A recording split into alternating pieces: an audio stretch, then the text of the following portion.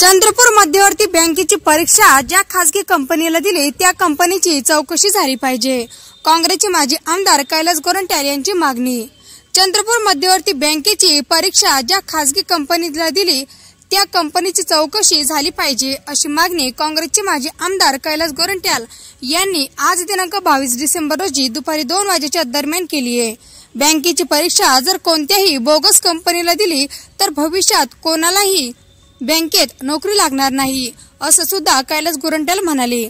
दरम्यान चंद्रपूर मध्यवर्ती बँकेची परीक्षा ज्या बोगस कंपनीला दिली तिच्यावर कारवाई झाली पाहिजे असं देखील गोरंट्याल यांनी म्हटलंय.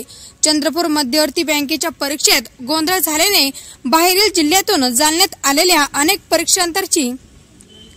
परीक्षार्थींची गैरसोय होते. त्यामुळे ज्या खासगी कंपनीला बँकेच्या परीक्षेचं काम दिलं त्याची चौकशी झाली पाहिजे अशी मागणी माजी आमदार कैलास गोरंट्याल यांनी केली आहे.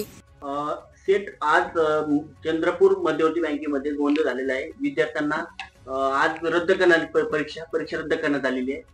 काय बघा, चंद्रपूर मध्यवर्ती बँक याच्या कर्मचाऱ्याची जी परीक्षा आयोजित केली ते कोणतरी खासगी कंपनीला दिली आणि त्यांचा सेंटर जालन्याला दिला आणि ऐन वेळी ही परीक्षा रद्द झाली.